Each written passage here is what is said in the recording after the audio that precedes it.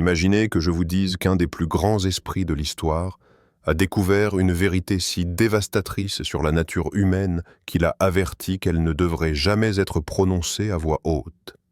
Carl Jung, le légendaire psychiatre suisse qui a percé les mystères de l'inconscient, est tombé sur un secret qui changerait à jamais votre perception de chaque personne que vous rencontrez.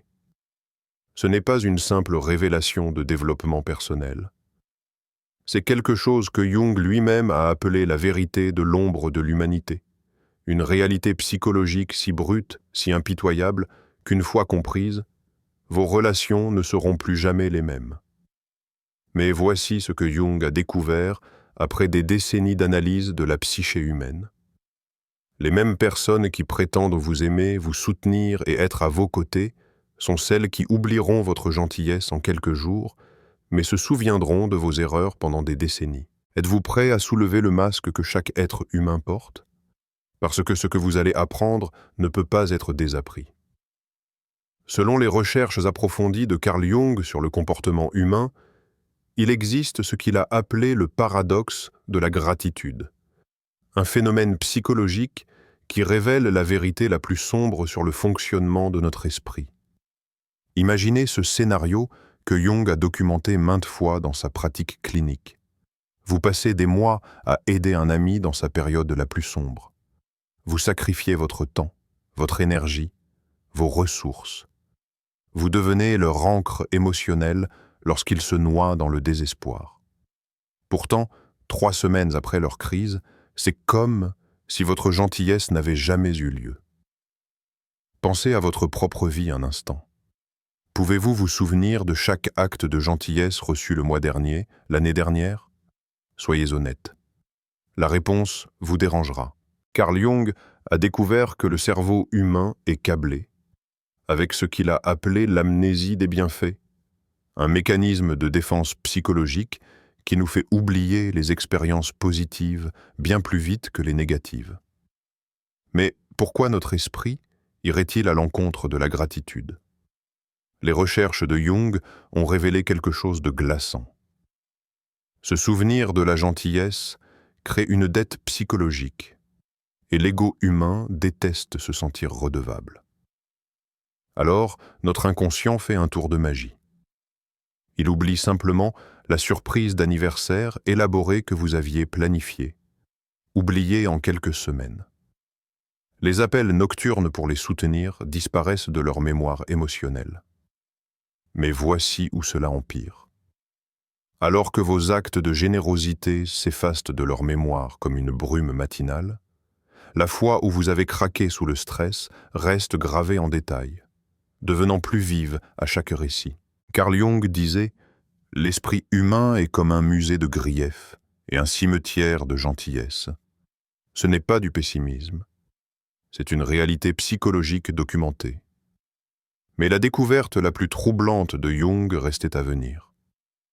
À travers son analyse de milliers de patients, il a découvert ce qu'il appelait en privé la tromperie universelle. Le fait que chaque personne, peu importe à quel point elle semble authentique, agit avec des agendas cachés. Cette gentille voisine âgée qui vous sourit et vous salue. Elle calcule si vous êtes du genre à l'aider avec ses courses ou à appeler la police si elle fait trop de bruit. Votre ami le plus proche qui semble toujours si solidaire. Il évalue inconsciemment si votre succès menace son image de soi. Ce n'est pas de la manipulation consciente. C'est bien plus insidieux que cela. Selon Carl Jung, ce qu'il a appelé le moi de l'ombre signifie qu'au-delà de chaque interaction humaine se cache un réseau de motivations inconscientes, de calculs de survie et de mécanismes de protection de l'ego dont la personne elle-même n'a même pas conscience. Jung a découvert que même dans nos moments les plus authentiques de connexion, nos esprits inconscients exécutent des programmes de fond. Comment cela me profite-t-il? Que puis-je gagner de cette relation? Comment maintenir ma position dans cette dynamique? La mère qui semble infiniment généreuse. Elle vous programme inconsciemment pour une fidélité et un soin futur dans sa vieillesse. L'ami qui se souvient de chaque détail de votre vie. Il construit un levier émotionnel pour le moment où il aura besoin de votre soutien.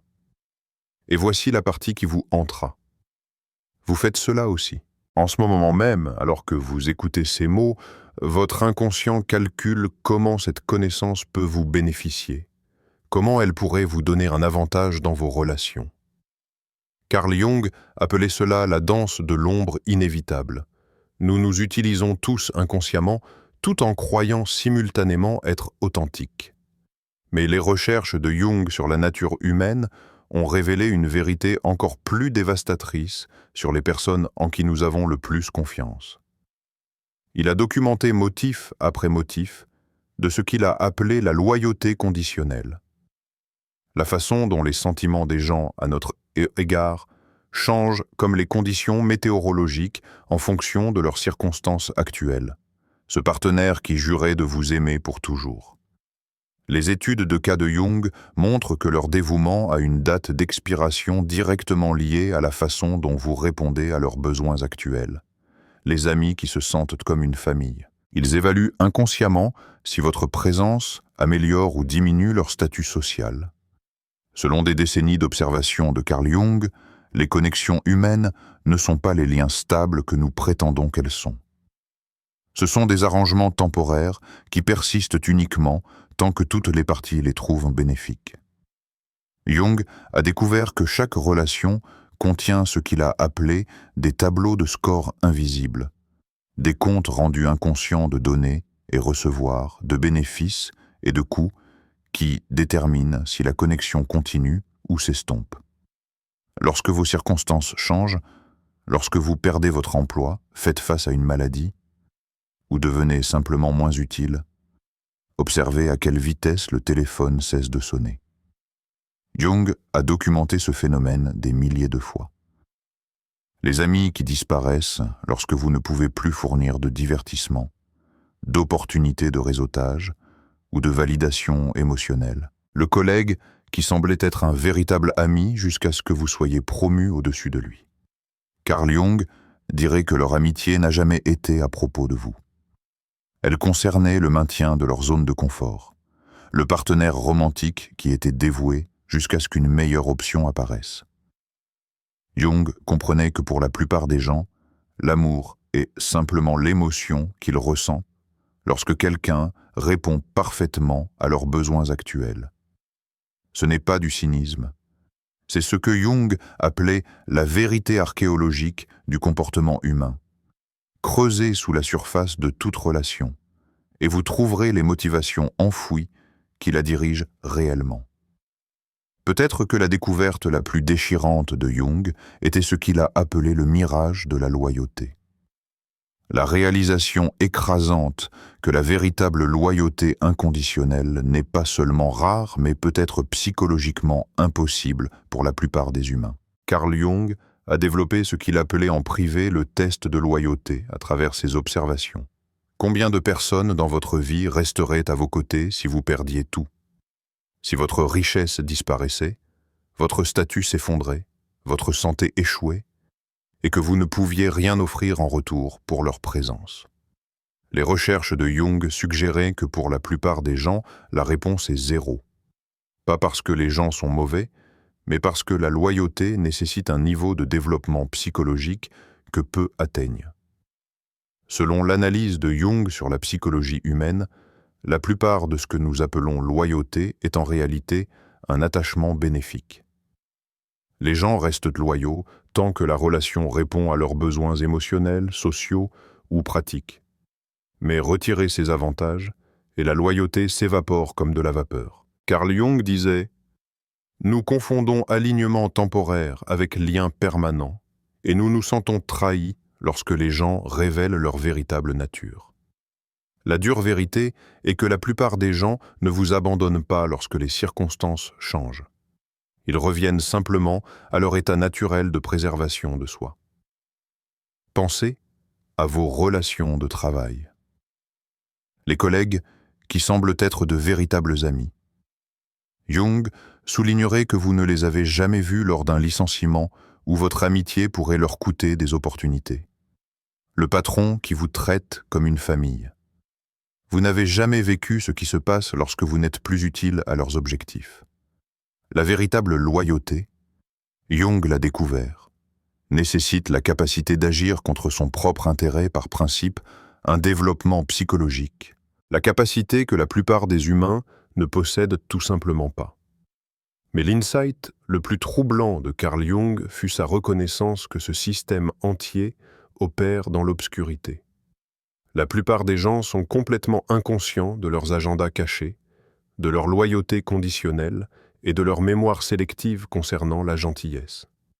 La personne qui oublie votre générosité et soucieux de vos erreurs ne choisit pas consciemment d'être injuste. Selon la compréhension de Jung de l'inconscient, ils ne peuvent littéralement pas voir leur propre schéma. Leur ombre, la partie de leur psyché qu'ils refusent de reconnaître, dirige le spectacle tandis que leur esprit conscient raconte une histoire différente. C'est pourquoi confronter les gens à ces comportements est futile. Vous essayez de les rendre conscients de schémas que toute leur structure psychologique est conçue pour garder cachés. Carl Jung a découvert que les humains possèdent ce qu'il appelait le récit de la noblesse, une histoire inconsciente que nous nous racontons sur notre propre bonté, tout en engageant exactement les comportements que nous condamnons chez les autres.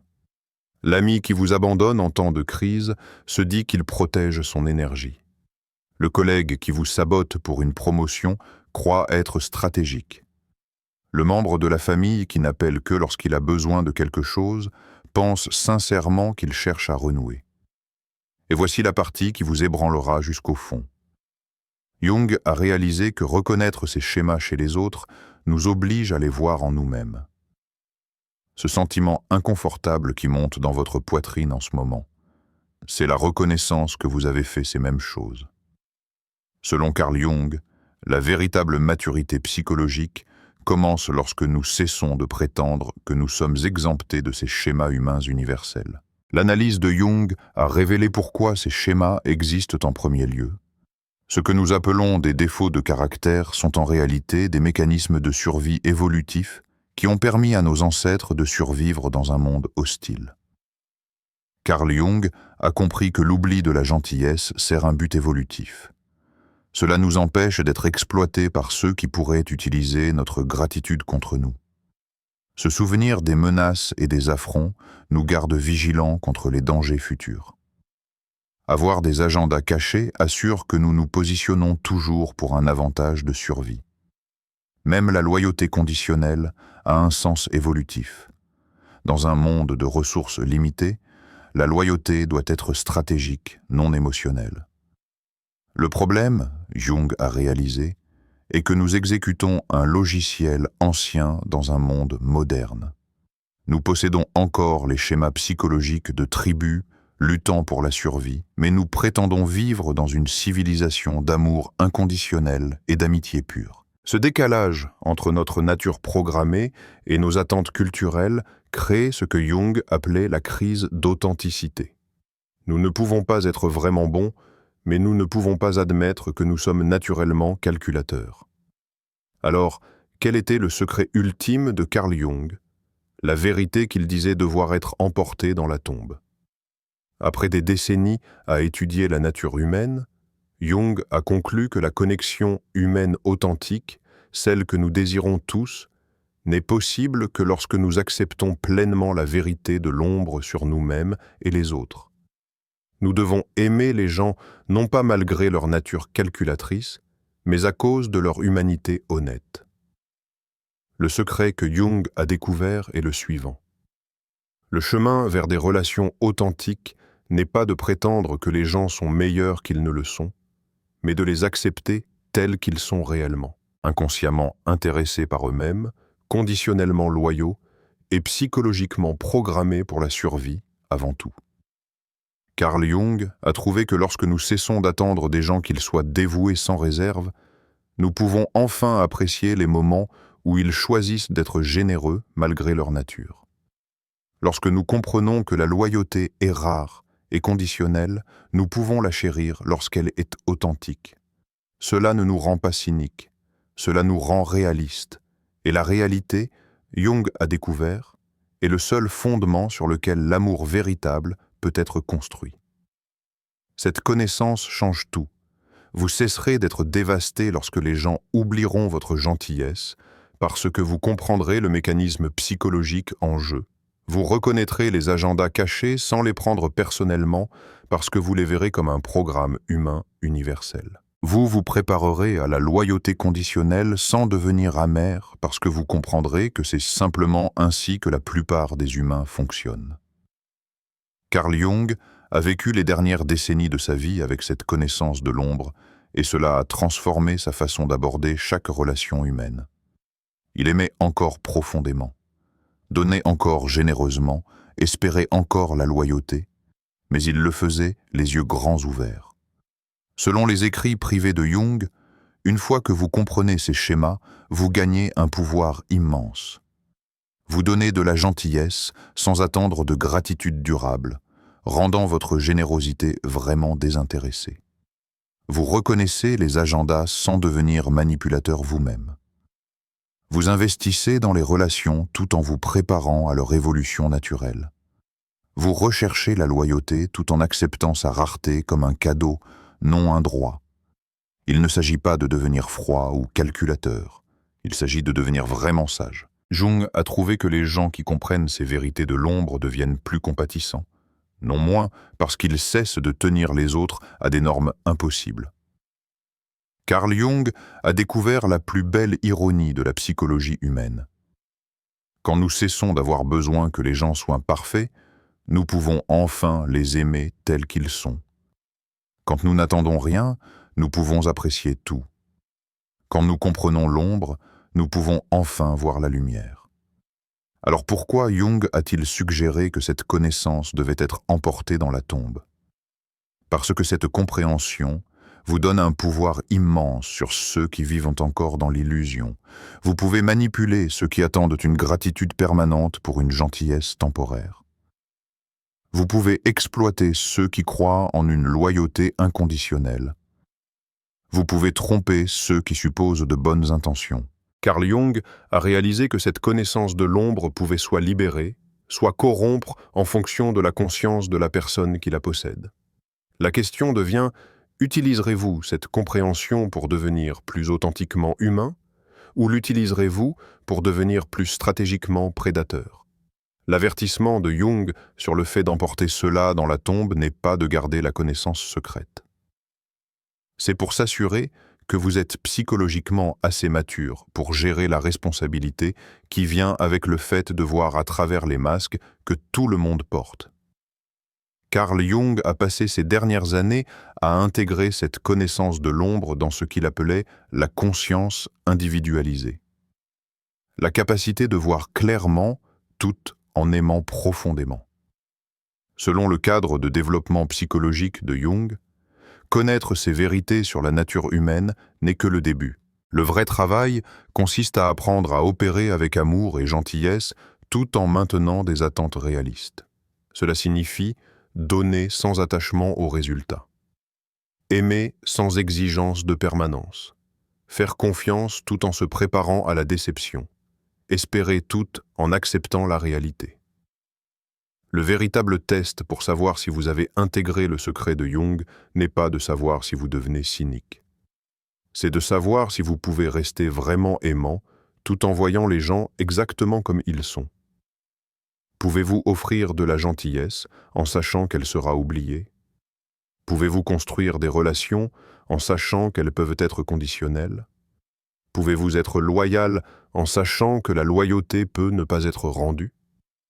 Dans le crépuscule de sa vie extraordinaire, Carl Jung est arrivé à une révélation si profonde, si fondamentalement transformative qu'il croyait qu'elle ne devait être chuchotée que dans les espaces les plus sacrés. Ce n'était pas une découverte clinique à publier dans des revues psychologiques ou une théorie à débattre dans les salles académiques.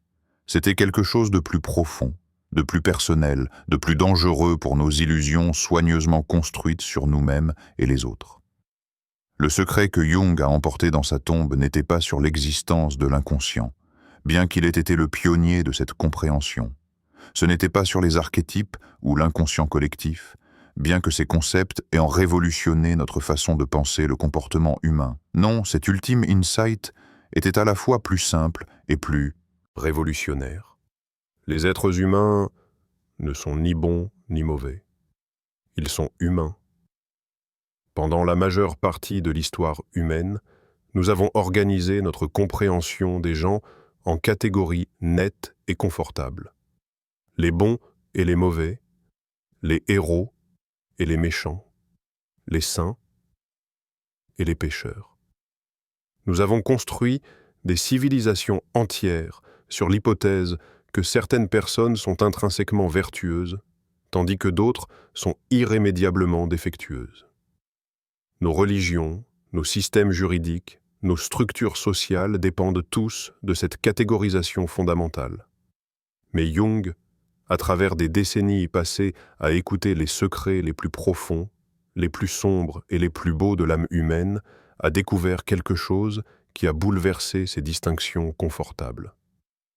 Il a trouvé que chaque personne, sans exception, porte en elle le spectre complet des possibilités humaines.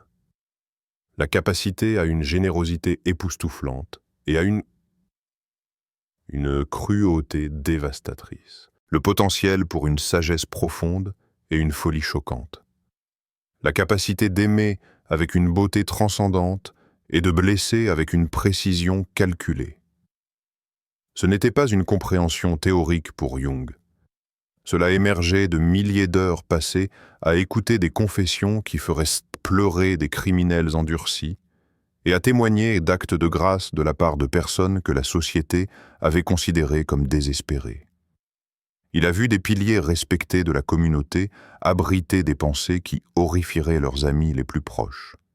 Et il a observé les parias de la société démontrer une compassion qui humilierait le saint le plus dévoué. Le concept de Jung de l'ombre, ces aspects de nous-mêmes que nous refusons de reconnaître, n'était pas simplement un cadre académique. C'était une reconnaissance vécue que chaque être humain contient des multitudes. La personne la plus généreuse que vous connaissez a des moments de selfishness surprenantes. La personne la plus honnête que vous avez rencontrée a menti lorsque cela servait ses intérêts. Le parent le plus aimant a ressenti des éclairs de ressentiment envers ses enfants. Mais voici où l'insight de Jung devient véritablement révolutionnaire. Ce n'est pas un défaut de la nature humaine, c'est une caractéristique.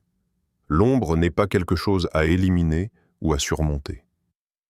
C'est quelque chose à reconnaître, à intégrer, et finalement à accepter comme faisant partie de ce qui nous rend magnifiquement, tragiquement, complètement humains.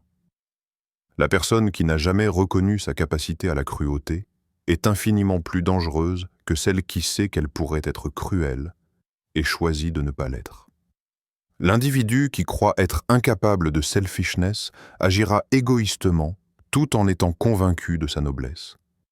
Celui qui pense être au-delà de la tromperie se mentira à lui-même si complètement qu'il perdra contact avec la réalité elle-même. La plupart de nos souffrances dans les relations ne proviennent pas des actions des gens, mais de la collision entre ce qu'ils sont réellement et ce que nous avons besoin qu'ils soient. Nous tombons amoureux du potentiel. Nous nous lions d'amitié avec des projections. Nous faisons confiance à des fantasmes, et puis nous nous sentons trahis lorsque la réalité s'invite inévitablement. Jung a découvert que ce schéma d'attente et de déception n'est pas seulement malheureux. C'est la barrière fondamentale à une connexion authentique. Quand nous aimons quelqu'un pour ce que nous pensons qu'il devrait être, nous ne l'aimons pas du tout. Nous aimons notre propre projection, notre propre besoin, notre propre illusion soigneusement construite. L'épouse qui attend de son mari qu'il soit toujours fort sera dévastée lorsqu'il montrera de la vulnérabilité. L'ami qui a besoin que son compagnon soit perpétuellement positif se sentira abandonné lorsque cette personne éprouvera de la dépression. Le parent qui exige que son enfant soit une extension de ses propres rêves non réalisés vivra chaque acte d'indépendance comme un rejet personnel. Mais que se passerait-il si, et c'était la proposition révolutionnaire de Jung, nous pouvions aimer les gens non pas malgré leurs contradictions, mais à cause de leur pleine humanité?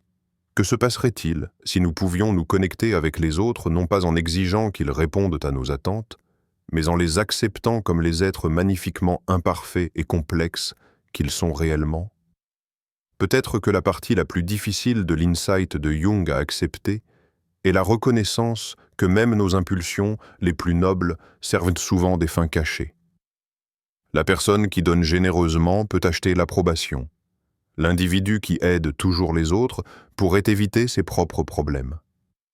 Celui qui ne demande jamais rien pourrait maintenir une position de supériorité morale. Cela ne rend pas la générosité fausse ou l'aide dénuée de sens.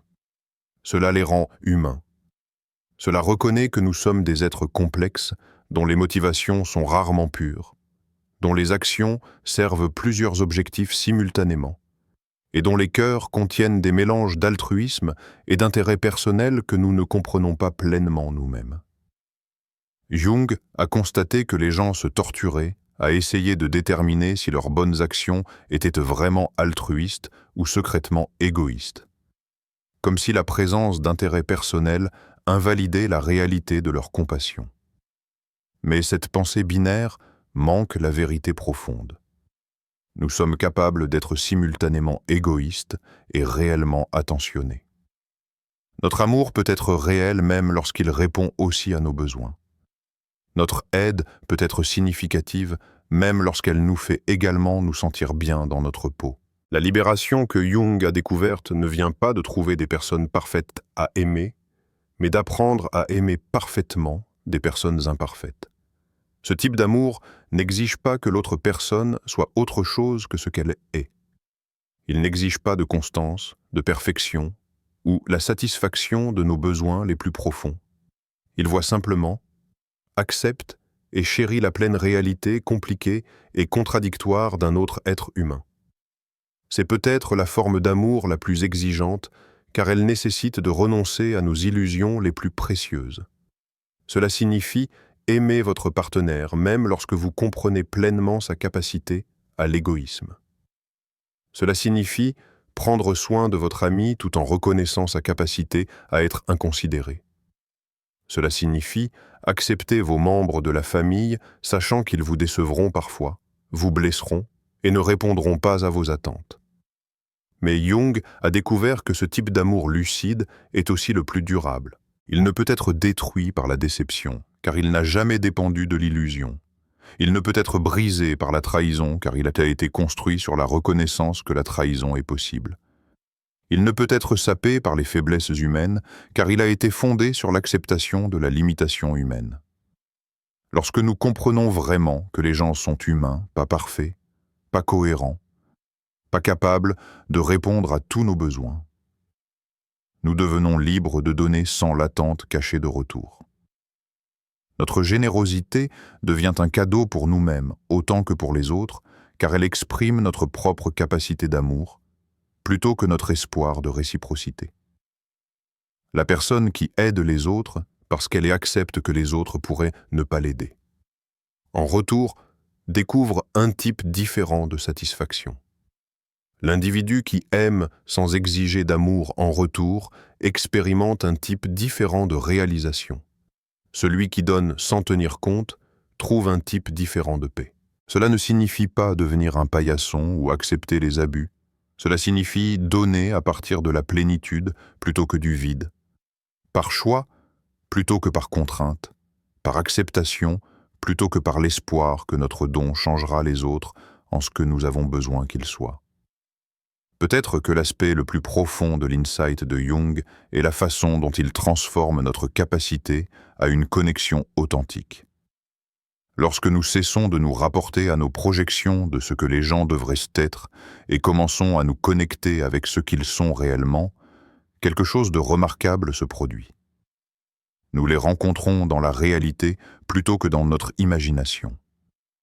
Cela signifie voir la peur de votre partenaire derrière sa colère, l'insécurité de votre ami derrière sa vantardise, l'amour de vos parents derrière leurs critiques. Cela signifie reconnaître que la personne qui vous a blessé agit probablement à partir de sa propre douleur, que celle qui vous a déçu lutte probablement avec ses propres limites, que l'individu qui vous a laissé tomber portait peut-être des fardeaux dont vous ne saviez rien. Ce type de connexion est plus désordonné que nos fantasmes, mais infiniment plus réel. Il est construit sur la vérité plutôt que sur l'espoir, sur l'acceptation plutôt que sur le potentiel, sur ce qui est plutôt que ce qui pourrait être. Et paradoxalement, c'est dans cette acceptation des limites humaines que nous assistons souvent à leur plus grande capacité de transcendance. Jung pensait que cette perspicacité devait être emportée dans la tombe non pas parce qu'elle était honteuse, mais parce qu'elle était sacrée. C'est une connaissance qui change tout. Comment nous voyons les autres, comment nous nous comprenons nous-mêmes, comment nous naviguons dans la complexe toile des relations humaines. Une fois que vous voyez vraiment que les gens ne sont ni bons ni mauvais, mais simplement humains, vous ne pouvez plus l'ignorer. Vous ne pouvez plus ne pas voir la belle complexité qui existe en chaque personne que vous rencontrez. Cette connaissance vous suit dans chaque conversation, chaque conflit, chaque moment de connexion. Elle murmure sa vérité lorsque vous êtes en colère contre l'égoïsme de quelqu'un, vous rappelant votre propre capacité à l'intérêt personnel. Elle s'exprime lorsque vous êtes déçu par la faiblesse d'un autre, pointant vos propres vulnérabilités. Elle offre une perspective lorsque vous êtes blessé par l'insouciance de quelqu'un, vous aidant à vous souvenir des fois où vous avez été vous-même insouciant. Mais Jung vous dirait que ce n'est pas un fardeau, c'est une libération. Car maintenant, vous pouvez enfin aimer les gens tels qu'ils sont réellement au lieu de ceux que vous aviez besoin qu'ils soient. Vous pouvez vous connecter sans l'épuisant travail de vouloir changer les autres. Vous pouvez donner sans l'agenda caché de recevoir quelque chose en retour. Vous pouvez accepter sans l'espoir secret que votre acceptation les transformera en quelqu'un de différent. Selon l'un des plus grands étudiants de la nature humaine de l'histoire, ce genre d'amour lucide, sans illusion, est ce qui se rapproche le plus d'une connexion authentique dans ce monde. C'est un amour qui voit clairement et Guasimé.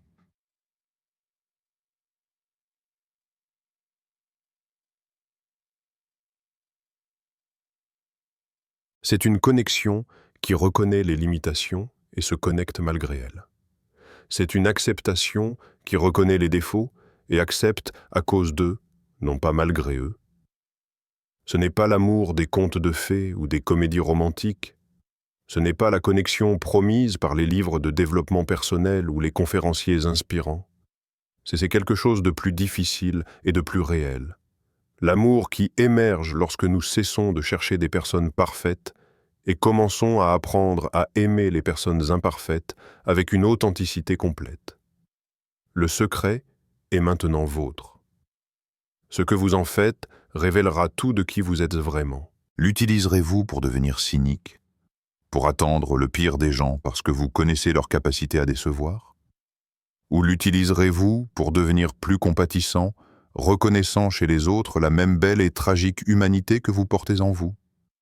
Cette connaissance vous rendra-t-elle plus exigeant, tenant les gens à des normes impossibles de cohérence? Ou vous rendra-t-elle plus acceptant, comprenant que l'incohérence n'est pas un échec moral, mais une caractéristique humaine?